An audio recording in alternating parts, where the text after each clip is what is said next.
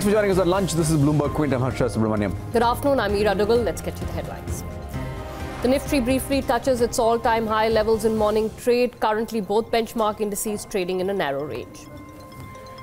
Jet Airways lessors ground an additional 15 aircraft, taking the total number of planes in operation to just 20. Metropolis Healthcare's 1,200 crore IPO is open for subscription today. The company allotted shares worth 530 crore to anchor investors. The IMF says global growth is increasingly getting precarious, but rules out a recession just yet.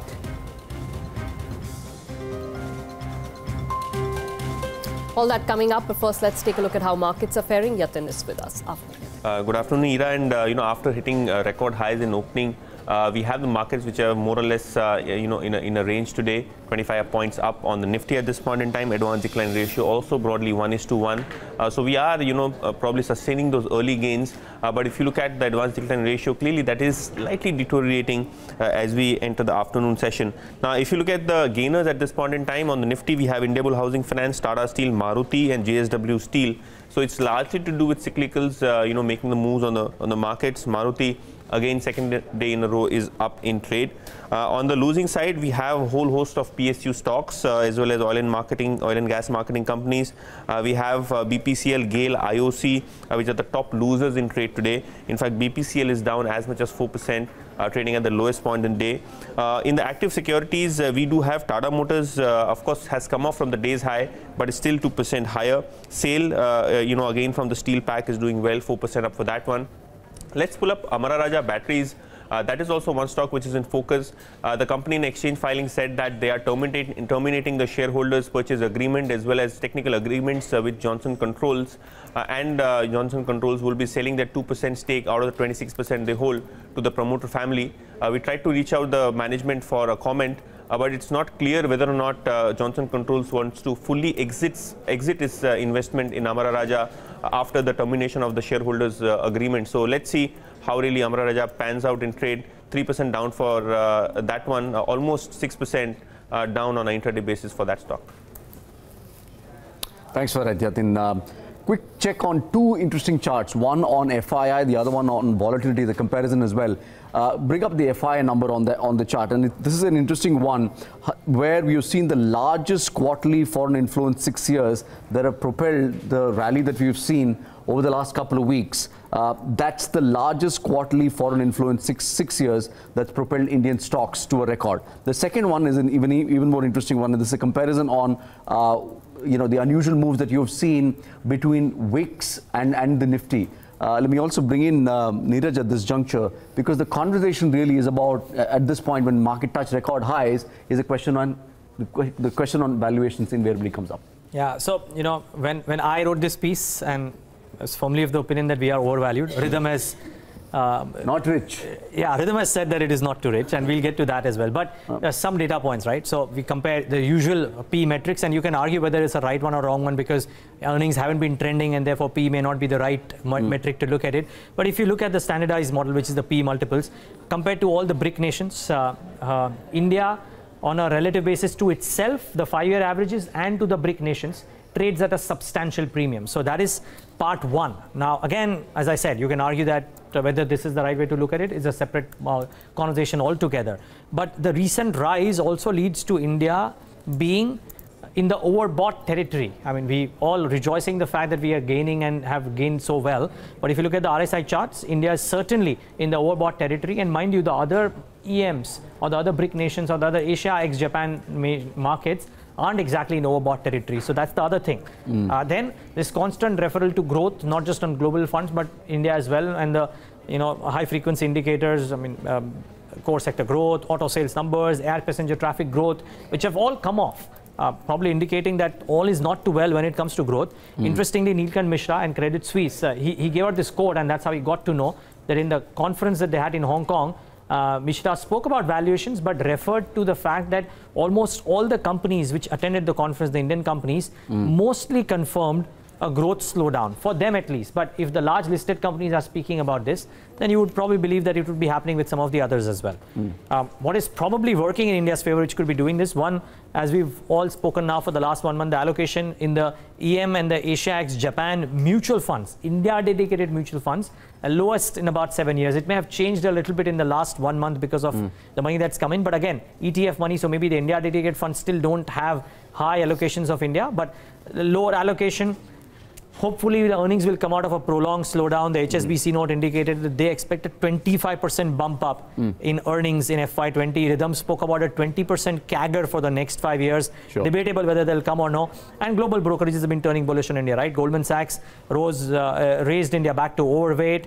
HSBC said that they are learning from history and telling their clients to getting ready for a bull run. Bank Julius Baer moved their underweight to a neutral stance as well. So all of that is great. I would just leave with 3 or 4 points that everybody's been speaking about that one should watch out for. Earnings growth, as I referred to. Rate action, let's see, if indeed Sonal Verma, for example, said 2 rate cuts. Some others have said this as well. So does that have a bearing on what the market sentiment is? Certainly. Whether the Australian Bureau of Meteorology said that approximately 70% chance of El Nino, that will have an impact on sentiment. And fund flows, while we spoke about global flows and you referred to the 6-year highs, the sad part that happened last month was that domestic flows have steadily dwindled, $2.1 billion of outflows, and the last 5 months, inflows into Indian mutual funds have steadily come off. That was believed to be a bit of a rock for Indian markets. If that kind of shakes a bit, you don't know what will happen to flows by and large. Neeraj, thanks so much for that. But as Neeraj alluded, Ridham Desai, head of India Equity Research at Morgan Stanley, disagrees that markets are overvalued. There's still some way to go for valuations to get worrying in the Indian markets. Hear out his argument. I don't think the market is rich. Why? Yeah, it's at 3.2 times book. That's bang in the middle of its historical range of 2 and 4. Now you will cite me the PE ratio, but I've said this often in the last few quarters or few years that the earnings are very depressed versus history. So if you want to look at PE, then you normalize the earnings. Earnings are not secular, they are cyclical in nature. So it's not like a consumer staple company where the earnings invariably go up every year. And therefore PE is a good metric, or is a reasonable metric. For the market as a whole, the earnings go like this. This market has seen an earnings drawdown, which is unprecedented in India's context. It was down 22% from peak to trough. That's a very big decline in earnings. Whereas over this period, if you use historical averages, the earnings should have actually compounded at maybe 13-14% every year.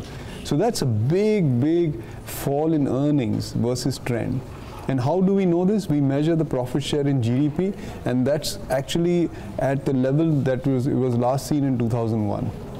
So the market is not rich. I don't think it is cheap either, but it's somewhere in the middle. So it knows kind of that the earning cycle is going to turn, but it's not fully pricing in what could be a ferocious earning cycle over the next 5 years. So we could see earnings compound at 20% for 5 years, and I don't think that's in the price. So as far as valuations are concerned, I don't think the market is rich. It actually gets even more interesting if you look at the broad market. So one of the ways of measuring this is to use market cap to GDP, and we're actually quite comfortable at about 70%. It's not outrageous. Okay, this market has traded over 100% in the past. So we have some journey to go for valuations to get worrying. Ridham Desai, Morgan Stanley. Let's get back to the point about foreign fund flows. It can be argued that this is not a story specific to India alone. Emerging markets across the board have seen a rush of funds, and India is not exactly ahead of that pack. On the other hand, if you look at Asia, the flows are not so secular as well. Eric Lam of Bloomberg News has taken a closer look at where the money is moving. Eric. Hi, thank you very much. As you mentioned, fund flows are not equal across Asia. When you break down the overall flows for the Asia-Pacific region so far this year, foreign investors have actually net sold about $7.4 billion US. Now, digging deeper into that, most of the sell-off has been with Japanese equities to the tune of about $22 billion through the first quarter of this year.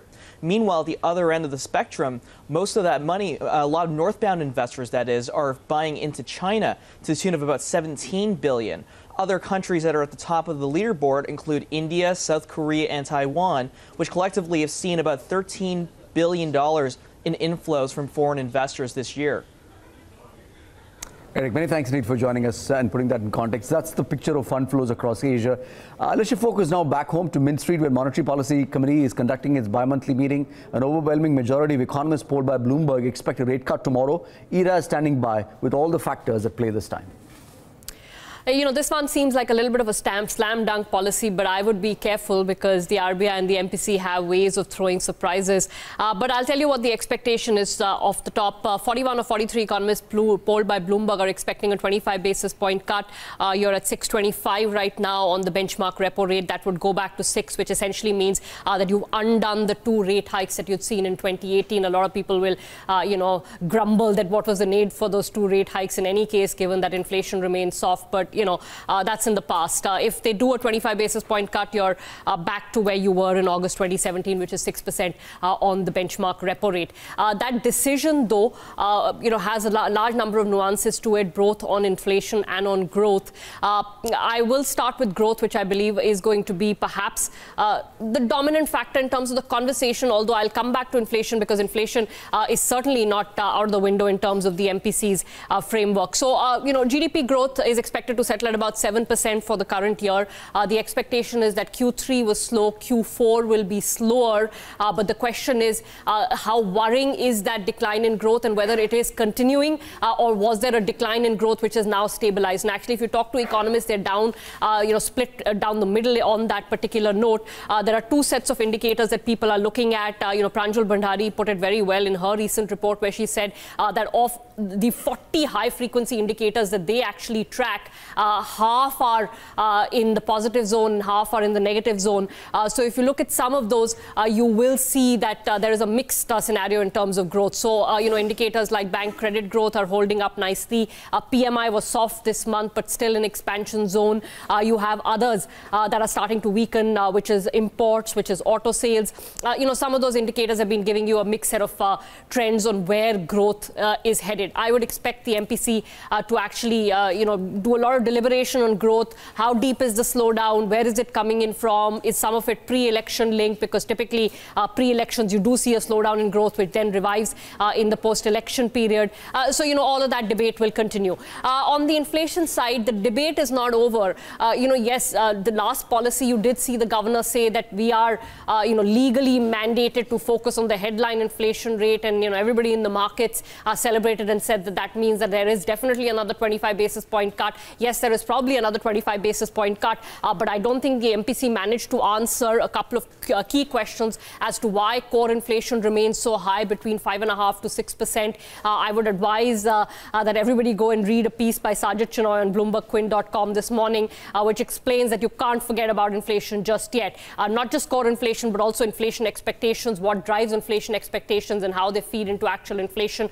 So, the MPC, an inflation targeting MPC, has to debate the minutiae of all of this, even if they still decide to go ahead and cut rates by 25 basis points.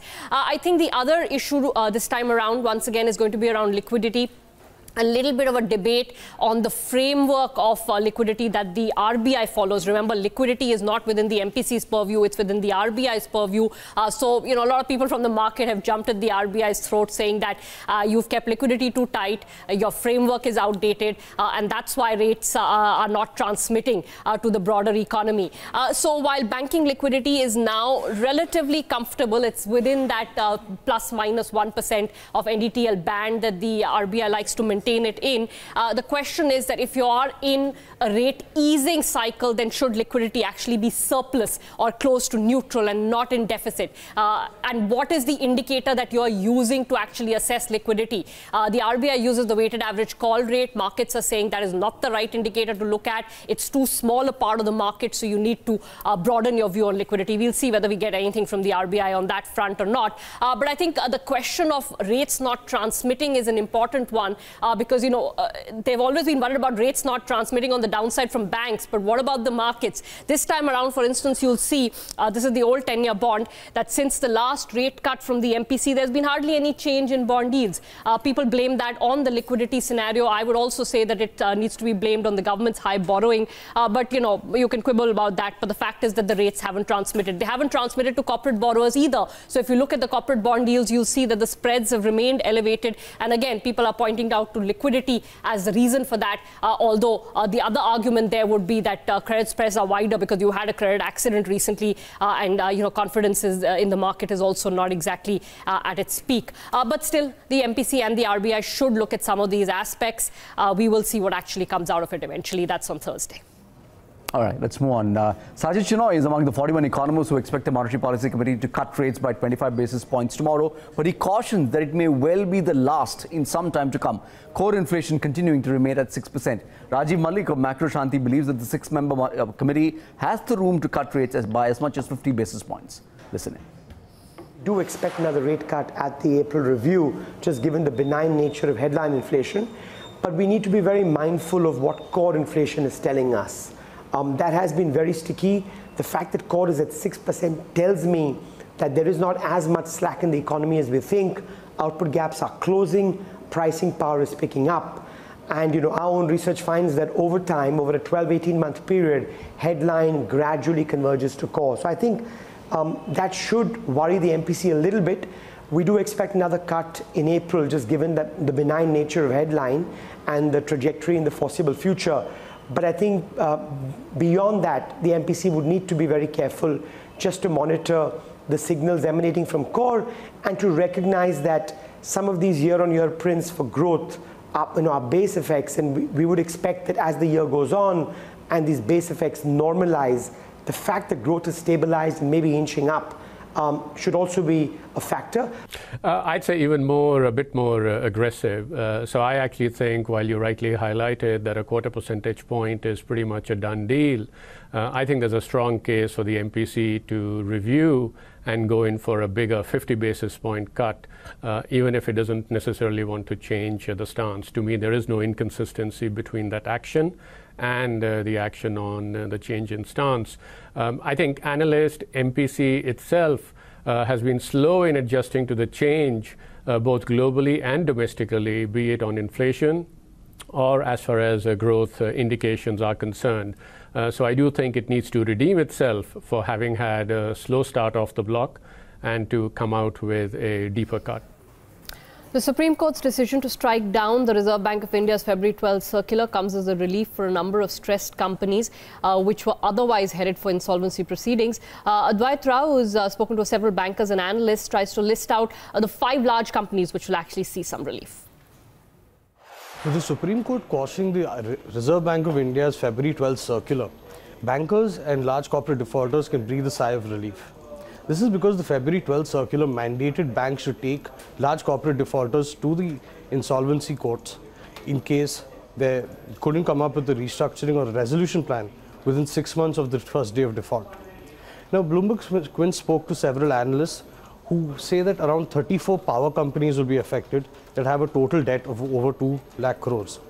These companies include KSK Mahanadi, Lalitpur Power Generation Company and Jayaprakash Ventures, amongst others.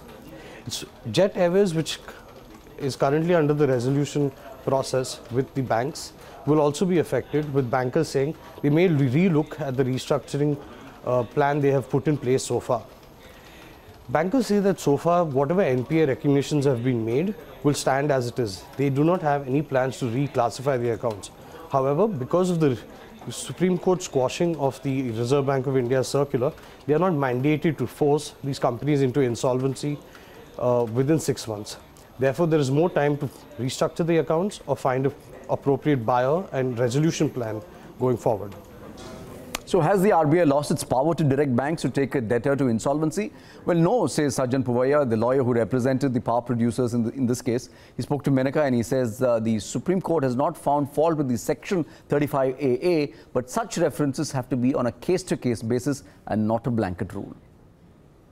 But what the Supreme Court has actually said is that, let's be very clear, it does not find fault with Section 35AA as such. It does not say that the section is unconstitutional and therefore that must be struck down. It has actually indicated that there is nothing wrong with the section per se.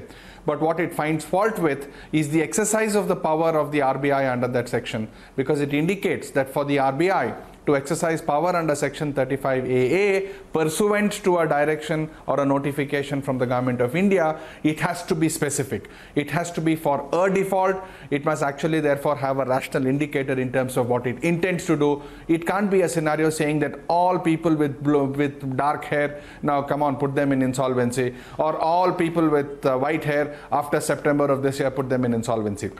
So it was that scenario of a power that is carved out in a statute which gives the regulator a particular power to do a particular thing in respect to a default, and that too after an authorization from the central government. When such is the contour of power, the limited power that is given, the RBI could not have gone ahead and issued one circular to indicate that irrespective of sector, irrespective of industry, irrespective of the position that you are in, you will necessarily go through an insolvency proceeding come September, that is come 180 days from February. Okay, so Mr. Pawai, I do want to tell our viewers that you did represent several of those sectors or companies in those sectors that had agitated against this Feb 12th circular. I also want to ask you a very simple, short question.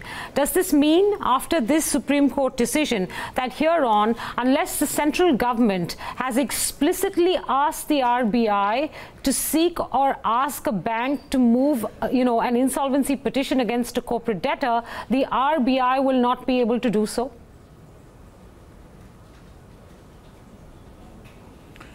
Yes and no. Let me just wordsmith it a little. You are right that yes, the entire fulcrum of this litigation started from the power sector, and I represented them through from Allahabad to the Supreme Court. There were a lot of senior advocates representing various sectors, including the power sector and power associations.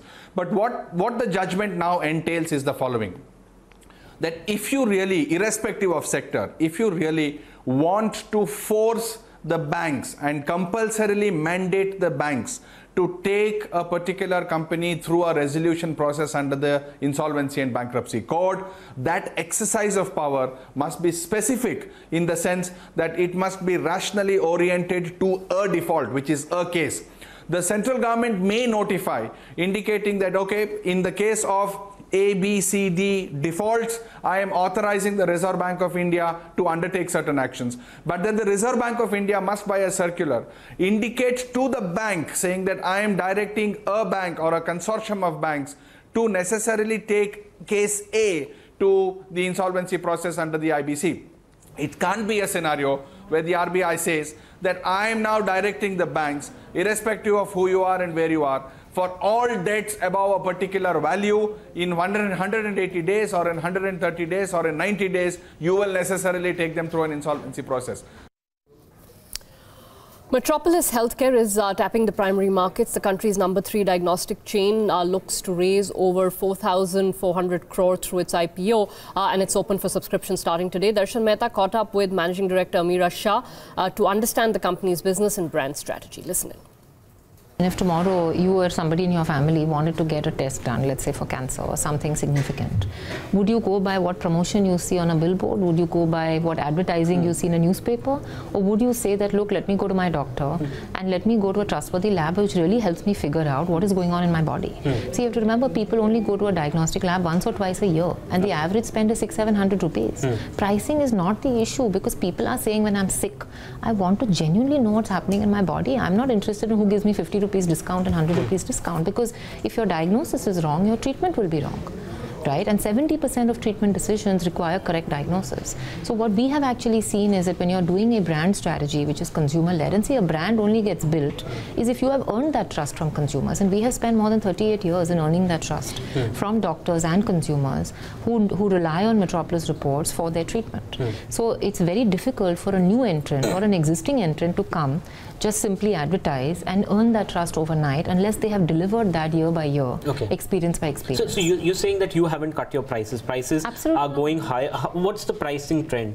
Let's take an average test or a bundle of tests. Is the pricing trend moving higher? Is it stable? Is it moving lower? See, as a brand, we have the ability to increase prices. So we have been doing a very marginal price increase of maybe 2% in the last few years.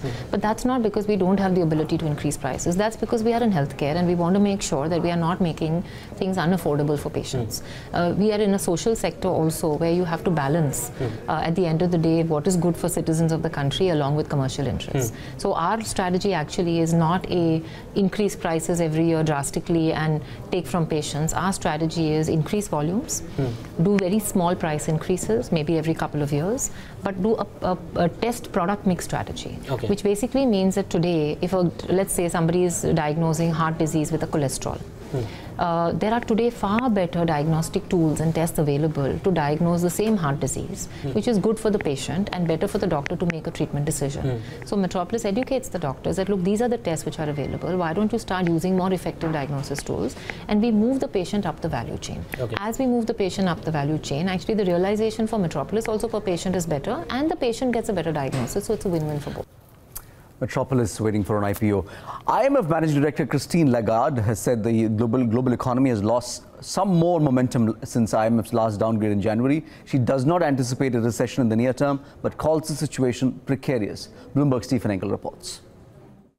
The IMF just gave its most recent update in January. So these comments from Christine Lagarde in Washington, D.C. speech indicating that the global economy has lost momentum even from January. And keep in mind, in January, that was a downgrade from an earlier downgrade that we got 3 months prior. So potentially we could get another downgrade in global growth outlook coming on April, I believe it is 9th is when, yes, April 9th, a new forecast is coming from the IMF. What Christine Lagarde says, we're in a precarious position right now in the global economy. The IMF in January, as I mentioned, lowered the growth projection to 3.5% for this year, 3.6% in 2020. And now she's indicating that while not in recession, we could be seeing lower numbers going forward in that new outlook. Here's what she had to say.